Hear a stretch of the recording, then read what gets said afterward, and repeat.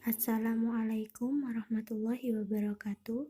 Perkenalkan, nama saya Wildatul Hasanah, absen 33 dari kelas 11 MIPA 5.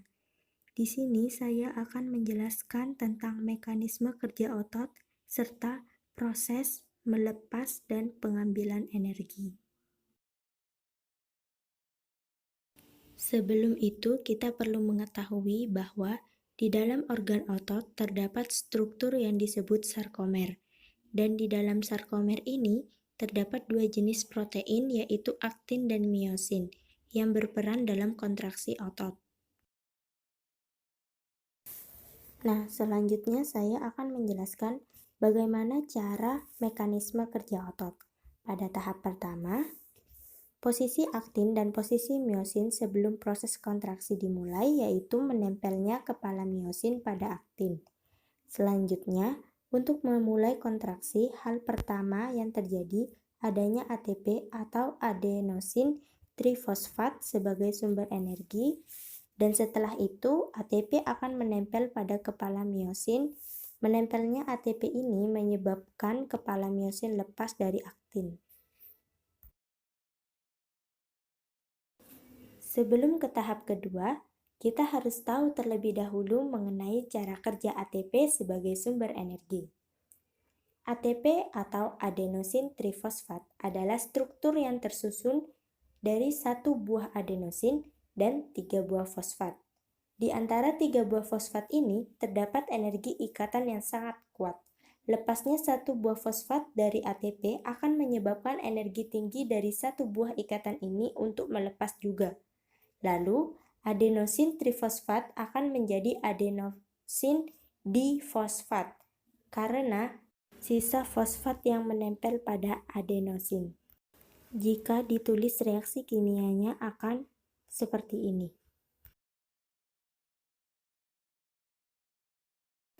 Pada tahap kedua, miosin adalah sebuah enzim yang dapat mengubah ATP menjadi pecah-pecahannya. Pada tahap kedua ini, miosin akan memecah ATP menjadi ADP plus fosfat plus energi. Energi yang dilepas dari ikatan fosfat seakan-akan diubah menjadi energi kepala miosin. Lalu, kepala miosin ini masuk ke fase penuh energi. Sekarang masuk ke tahap ketiga. Jika diperhatikan, walaupun ATP menjadi ADP plus fosfat dan energi, ADP dan fosfat masih menempel pada miosin yang penuh energi. Pada tahap ketiga ini, fosfat akan lepas dari kepala miosin dan menyebabkan terlepasnya energi yang terdapat dalam kepala miosin yang berada dalam fase penuh energi tadi. Lepasnya energi akan membuat miosin mendorong aktin ke belakang. Dorongan ini menyebabkan aktin bergerak ke tengah. Aktin yang bergerak ke arah tengah akan sekaligus menarik dinding-dinding sarkomer agar satu sarkomer menyempit dan berkontraksi. Pada tahap keempat, posisi miosin kembali ke posisi tahap pertama, tetapi masih terdapat ADP. Dan pada tahap terakhir ini, ADP akan dilepas sehingga kondisi miosin kembali lagi 100% seperti kondisi awal. Nah, sekarang saya akan menjelaskan tentang proses melepas energi dan pengambilan.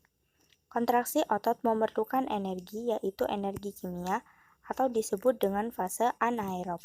Energi ini menggerakkan filamen penghubung antara aktin dan miosin. Selama otot berkontraksi, kreatin fosfat menyumbangkan fosforil pada ADP. ATP yang hidrolisasi akan terurai menjadi ADP dan menghasilkan energi. Jika kehabisan ATP dan tinggal ADP, ADP ini akan terurai menjadi AMP. Proses-proses kimia yang terjadi yang pertama, kreatin fosfat menjadi ADP, ADP menjadi kreatin, kreatin menjadi ATP. Yang kedua, ada ATP menjadi ADP plus energi. ADP tersebut akan terurai menjadi AMP. Sekian dari penjelasan saya, kurang lebihnya mohon maaf. Wassalamualaikum warahmatullahi wabarakatuh.